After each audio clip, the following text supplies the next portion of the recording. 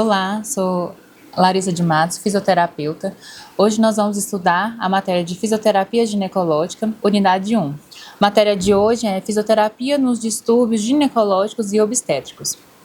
Os objetivos fisioterapêuticos são principalmente proporcionar tônus, controle, coordenação, força, resistência e flexibilidade, diminuição de dor e tensões locais, melhora dos mecanismos de incontinência urinária e fecal. Como é a ação do fisioterapeuta na saúde da mulher? Principalmente na prevenção, educação e tratamento das disfunções. Por quê? Essa área da fisioterapia é uma área muito complexa, porque até hoje as pessoas ainda tratam com tabu, mesmo que seja uma parte fisiológica e anatômica, como todas as outras áreas. Então, as mulheres, até os homens que têm alguma disfunção, ou não sabem quem tem a disfunção, não sabem que o seu problema é uma disfunção, ou tem vergonha de falar, ou já aceitaram a sua disfuncionalidade e preferem não tocar no assunto por causa desse tabu.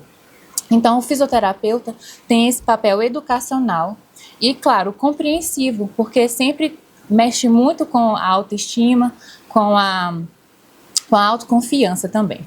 Então, a gente tem que ter foco na função, autonomia e qualidade de vida, principalmente das mulheres, que é a maior parte dos pacientes.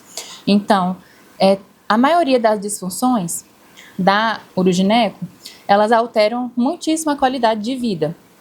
Às vezes alteram a capacidade ou a autonomia dela sair de casa, porque ela tem uma incontinência urinária, ou ela tem um prolapso, que a gente vai ver mais na frente o que é cada coisa, ou ela não tem uma função sexual adequada, e isso impacta em todas as áreas da vida dela, com certeza. E principalmente a atuação integrada da equipe multidisciplinar, né, multiprofissional, porque não é só o fisioterapeuta que vai trabalhar com essa paciente. Então tem enfermeiro, tem médico, né, ginecologista, quando é uma gestante, obviamente tem o obstetra, tem psicólogo, então todos os outros profissionais têm o seu papel importantíssimo. Nosso objetivo principal, né, nossa parte principal do corpo em relação ao estudo na urogineco, é do assoalho pélvico, que é um conjunto de músculos localizado na base da pelve que sustenta os órgãos, como o útero, a bexiga e o intestino. Além disso, funciona no controle da urina e das fezes, na função sexual, na gestação, no parto e na estabilidade da coluna e da pelve. A avaliação fisioterapêutica começa pela anamnese. Então, a gente tem que perguntar para essa paciente qual é a queixa principal e o que essa queixa impacta na funcionalidade dela, o que impacta no dia a dia dela. Se ela tem incontinência urinária de emergência, por exemplo, ela pode falar para a gente que impacta na possibilidade dela sair de casa a qualquer horário. Ela tem medo de ter uma perda urinária importante na rua ou em qualquer outro lugar, no trabalho, por exemplo. E quais são os sintomas urinários e intestinais? Se ela sente dor. Se ela sente dor. E se sente, a localização, a intensidade e os pontos gatilhos, que pode ser tanto no corpo, assim, na parte externa, visível, ou na parte do assoalho pélvico. E como é a função sexual, se ela já teve gravidez, perda gestacional ou alguma cirurgia prévia. E a inspeção e a avaliação funcional começa. Obviamente, a gente tem que pedir o consentimento da paciente para avaliar o assoalho pélvico, já que é uma região íntima. A gente precisa avaliar a contração, relaxamento, a resistência e a coordenação. Por quê? Muitas vezes tem-se a ideia de que a mulher não consegue contrair a musculatura do assoalho pélvico por falta de força. Mas isso não é necessariamente verdade, porque muitas vezes ela pode ter uma contração sustentada, uma hipertonia, ela não conseguir relaxar. Isso é muito comum também em mulheres mais tensas e por diversos motivos. Então, às vezes ela tem força, mas não tem resistência, ela não consegue fazer a isometria, ou ela não tem coordenação para fazer aquela contração. Ela pode ter força, mas não sabe direcionar aquela força. né? Então, às vezes ela contrai até ombro, contrai glúteo, contrai adutor, contrai abdômen, menos a musculatura do assoalho pélvico. Nós temos que avaliar padrão respiratório e as compensações, que são essas que eu falei, que geralmente são relacionadas à falta de coordenação, e questionários e alguns instrumentários em casos específicos. E como eu falei, nem todo problema do assoalho pélvico é relacionado à falta de força. A hipertonia pode causar dor e disfunção também do assoalho pélvico, né? É muito importante lembrar disso, que nem todo problema do assoalho pélvico, nem toda disfunção é fraqueza. Se não for bem avaliado, pode piorar o problema dessa paciente. Por quê? Se a paciente já tiver uma hipertonia, se ela já tiver um aumento do tônus, se ela tiver muita contração e não conseguir relaxar, se o fisioterapeuta for trabalhar mais ainda a força de contração, ela vai sentir mais dor e vai ter mais dificuldade no seu dia a dia. Então, você vai aumentar o problema. A avaliação bem feita significa tratamento bem feito e, obviamente, uma conclusão bem feita do tratamento. E por isso que é tão importante avaliar a capacidade de contrair e relaxar. Os dois são extremamente importantes.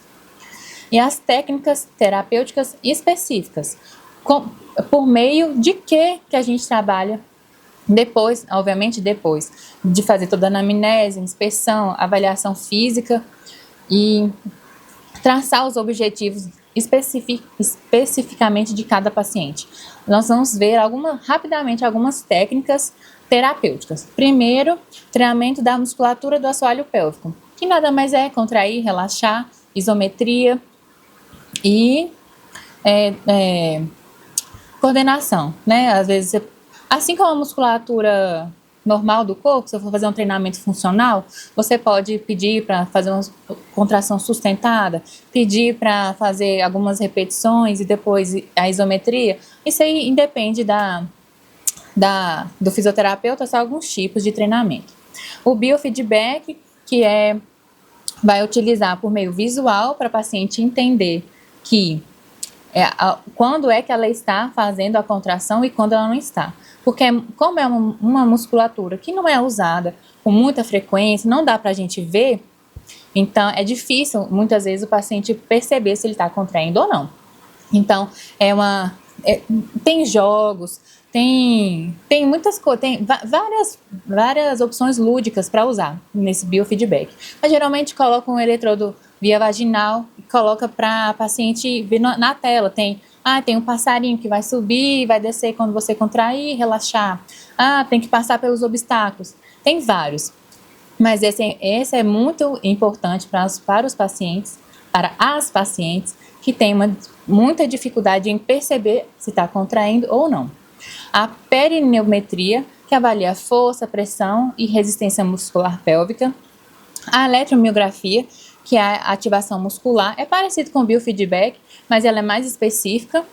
Tem a eletroestimulação neuromuscular, que é o TENS, que é utilizado para incontinência urinária, pode ser para ajudar a diminuir um pouco de dor também. Treinamento vesical, que é a parte mais educacional da fisioterapia, urogineco, a gente vai ver mais para frente. Os cones vaginais, que ajudam são vários cones, e esses cones têm pesos, então dá para fazer uma progressão de treinamento muito legal com eles. A terapia manual para pacientes que têm muita tensão ou têm pontos gatilhos, que muitas vezes é muito importante, para gestantes também é muito legal. O down training, que é direcionado para relaxamento e diminuir a tensão muscular. É um pouco menos usado, mas ele é muito importante também. E o treinamento respiratório, porque assim como para fazer um treinamento resistido global, né, do corpo inteiro, é importante saber respirar e fazer o movimento, a contração muscular. O mesmo acontece com o treinamento da musculatura do assoalho pélvico. Às vezes vai fazer a contração do assoalho pélvico e faz manobra de valsalva, faz muita força, para de respirar. E aí toda essa diferença de pressão altera o assoalho pélvico também. E para a gente terminar essa aula introdutória, o raciocínio clínico. que a gente precisa ter quando o paciente entra na nossa clínica. A queixa do paciente. Qual é o impacto? A gente tem que priorizar o que o paciente o que incomoda o paciente. Olha, isso aqui eu não consigo viver com isso aqui. Olha, eu estou muito infeliz com isso. Isso aqui está me incomodando muito. Essa é a prioridade do fisioterapeuta. Então, ele vai falar para você a queixa, você vai avaliar o motivo que isso está acontecendo. A hipótese funcional, você vai explicar para o paciente a sua hipótese e vai traçar o objetivo por meio da... O objetivo vai começar a intervenção fisioterapêutica e a reavaliação. A reavaliação é feita toda sessão. Cada vez que você encontra aquele paciente, você reavalia. Independente se você vai pegar um papel e vai fazer escrever, olha, o paciente está assim, assim, assado. A sua evolução básica lá, que você deixa guardadinha. Não é necessário você sentar com o paciente novamente para fazer uma reavaliação. É uma reavaliação simples. Você vai perguntar, aí, como é que tá? Melhorou? Como é que você está se sentindo? Piorou alguma coisa? E tudo isso você escreve para que no futuro você leia novamente e veja o que precisa ser feito. E também para mostrar para o paciente, olha, tal dia estava melhor, depois piorou, depois melhorou, para você poder mudar os seus objetivos e a sua intervenção para ficar mais específico para aquele paciente. E é isso, pessoal. Muito obrigada.